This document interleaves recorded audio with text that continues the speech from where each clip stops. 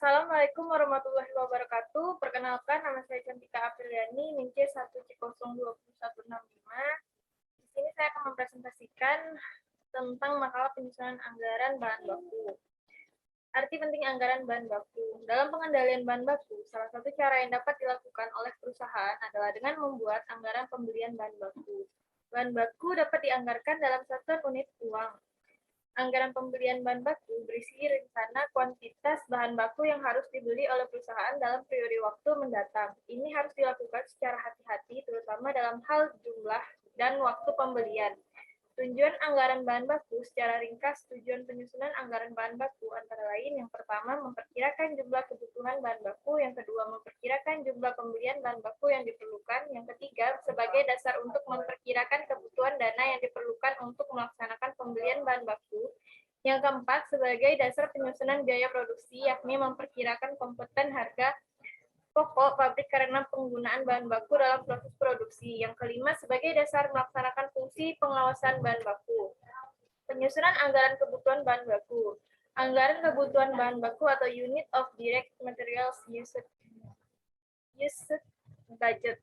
Anggaran kebutuhan bahan mentah disusun untuk merencanakan jumlah fisik bahan baku langsung yang diperlukan, bukan nilainya dalam rupiah. Secara terperinci, anggaran ini harus dicantumkan jenis barang jadi yang dihasilkan, jenis bahan baku yang digunakan, bagian-bagian yang dilalui dalam proses produksi, standar penggunaan bahan baku, waktu penggunaan bahan baku. Standar penggunaan bahan atau SP adalah bilangan yang menunjukkan berapa satuan bahan baku yang diperlukan untuk menghasilkan satu satuan barang jadi. Manfaat dari anggaran kebutuhan bahan baku berguna sebagai dasar untuk penyusunan anggaran pembelian bahan baku dan anggaran biaya bahan baku. Adapun faktor-faktor yang mempengaruhi penyusunan kebutuhan anggaran bahan baku yaitu anggaran unit yang akan diproduksi, khususnya rencana tentang jenis atau kualitas dan jumlah kuantitas barang yang akan diproduksi dari waktu ke waktu selama periode yang akan datang. Berbagai standar pemakaian bahan atau standar usage rate dari masing-masing jenis bahan baku untuk proses produksi yang telah ditetapkan perusahaan.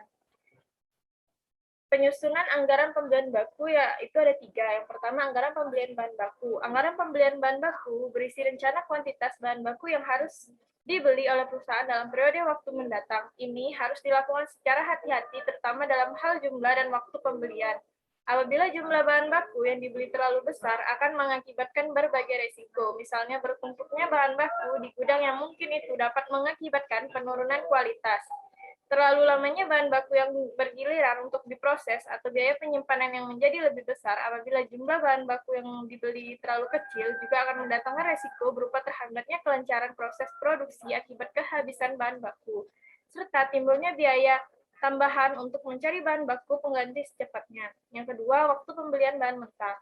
Untuk menjaga kelancaran proses produksi, tidak cukup ditentukan jumlah bahan baku yang dibeli, harus ditentukan pula kapan pemesanan bahan baku harus dilakukan agar bahan baku itu dapat datang tepat pada waktu yang dibutuhkan. Bahan baku yang datang terlambat akan mengakibatkan terganggunya kelancaran proses produksi. Biaya-biaya yang terpaksa dikeluarkan karena keterlambatan datangnya bahan baku disebut stock out cost. Sebaliknya, bahan mentah yang datangnya terlalu awal akan menimbulkan masalah pula. Harus disediakan tempat penyimpanannya dan harus ditanggung pula biaya pemeliharaan ekstra. Biaya-biaya yang dikeluarkan karena bahan baku datang terlalu awal disebut extra carrying cost. Carrying cost. Karena itu dalam menentukan waktu pemesanan bahan baku perlu diperhatikan faktor lead time. Setelah diperhitungkan faktor lead time, maka akan dapat ditentukan reorder point. Jadi, untuk merencanakan saat pemesanan bahan baku pada periode mendatang, perlu diperhatikan faktor lead time, extra carrying cost, and stock out cost. Yang ketiga, dasar anggaran pembelian bahan baku. Dalam anggaran pembelian bahan baku dicantumkan jenis bahan yang digunakan dalam proses produksi, jumlah yang harus dibeli, harga persatuan bahan mentah. Penyusunan anggaran persediaan bahan baku. Dalam penyusunan anggaran kebutuhan bahan baku dan anggaran pembelian bahan baku di muka, tampak bahwa masalah nilai persediaan awal dan persediaan akhir bahan baku selalu diperhitungkan.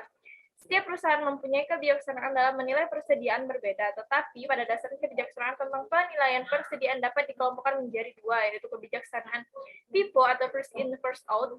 Yang kedua yaitu kebijaksanaan LIFO, last in first out. Anggaran biaya bahan baku. Tentu tidak semua bahan baku yang tersedia akan habis digunakan untuk produksi. Hal ini disebabkan karena dua hal, yakni yang pertama perlu adanya persediaan akhir yang akan menjadikan persediaan awal periode berikutnya. Yang kedua perlu adanya persediaan besi agar kelangsungan produksi tidak terganggu akibat kehabisan bahan baku. Baiklah, itulah hasil presentasi saya. Jika banyak salah dan kekurangan mohon dimaafkan. Saya akhiri. Wassalamualaikum warahmatullahi wabarakatuh.